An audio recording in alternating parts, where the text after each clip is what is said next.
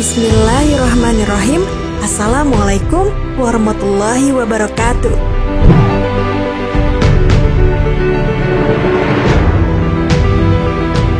Sahabat Muslim, pada zaman Rasulullah SAW, ada seorang pemuda beribadah tanpa kenal lelah, tekun melaksanakan sholat, sering berpuasa, dan gemar bersedekah. Namanya adalah Alqamah. Beliau hidup dengan ibundanya. Di masa itu, beliau dikenal sebagai pemuda yang sangat menyayangi ibunya. Ayah beliau sudah lama meninggal, keluarganya tidak kaya, hidup hanya berkecukupan. Namun, di penghujung hayatnya, ia kesulitan mengucapkan kalimat la ilaha illallah.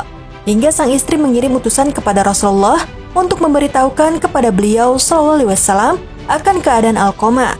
Lantas, bagaimanakah kisahnya? Simak terus video ini. Namun sebelum lanjut ke videonya, silahkan tekan tombol subscribe dan tombol lonceng di bawah ini sebagai bentuk dukungan kalian agar channel ini tetap terus menyebarkan informasi seputar Islam. Dan terima kasih untuk yang sudah subscribe.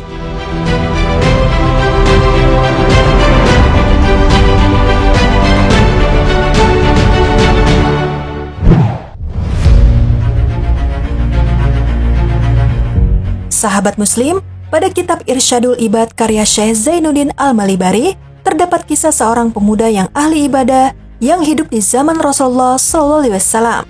Sahabat ini bernama Alqamah. Ia hidup bersama ibunya. Kehidupan Alqamah berubah setelah ia menikah. Karena sibuk dengan urusan rumah tangganya, setelah menikah ia kurang memperhatikan ibunda yang masih hidup itu. Dengan sedikit terpaksa, akhirnya sang ibu tinggal sendiri di sebuah pondok. Meski sudah berlalu beberapa lama di pondok, namun tetap saja Alqamah tidak menjenguk dan belum saja memberi santunan kepada sang ibu. Hal tersebut tentu saja membuat ibunya kecewa. Ia merasa berkecil hati terhadap sikap anaknya yang kurang memperhatikan dirinya. Suatu hari, Alqamah diketahui sedang sakit parah. Semua keluarganya menjenguknya. Sampai satu rumah Alqamah dipenuhi oleh sanak keluarganya itu. Akan tetapi, di rumah Alqamah tidak ada keberadaan sang ibu. Rupanya sang ibu belum datang menemuinya. Sedangkan Alqamah sudah dalam keadaan sakaratul maut. Melihat kondisinya yang sudah mendekati kematian, para keluarganya mentalkin kalimat tauhid, la ilaha illallah. Namun, yang terjadi adalah Alqamah tidak bisa mengikutinya. Hal itu kemudian diulang secara berkali-kali, tetapi tetap saja Alqamah belum juga dapat menirukannya. Sang istri kemudian mengirim utusan kepada Rasulullah untuk memberitahukan kepada beliau SAW akan keadaan Alqamah. Rasulullah pun kemudian mengutus Ammar bin Yasir, Syuhaib Ar-Rumi, dan Bilal bin Rabah untuk melihat keadaannya. Beliau bersabda, pergilah ke rumah Alqamah, dan talkinlah untuk mengucapkan la ilaha illallah.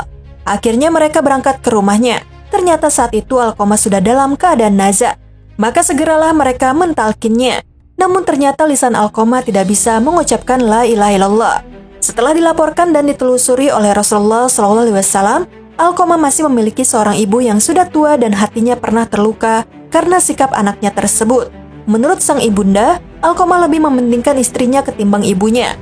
Hal inilah ternyata yang menjadi penyebab saat sakaratul maut, lidah Alqamah keluh tidak bisa mengucap kalimah thayyibah.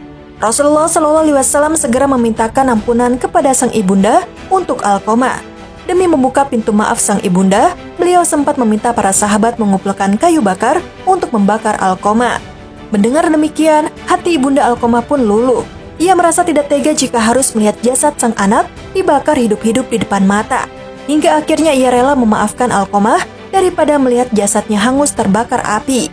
Rasulullah SAW menyampaikan kepada sang ibunda, "Duhai ibu, api akhirat jauh lebih pedih ketimbang api dunia."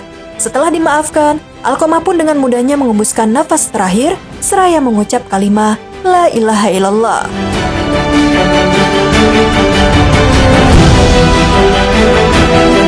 Sahabat Muslim, seorang Alqamah saja yang taat ibadah kepada Allah berada di ambang kematian su'ul khotimah. Bagaimana dengan orang yang durhaka kepada Allah dan orang tua? Bagaimana orang yang terus membangkang dan selalu menyakiti perasaan orang tua? Sungguh, ini adalah pelajaran berharga bagi siapapun yang masih memiliki sikap buruk kepada orang tuanya. Sekaligus pelajaran bagi siapapun yang menginginkan kematian husnul khotimah. Semoga kita termasuk orang-orang yang berbakti kepada orang tua. Amin ya rabbal alamin. Sekian video kali ini. Wassalamualaikum warahmatullahi wabarakatuh.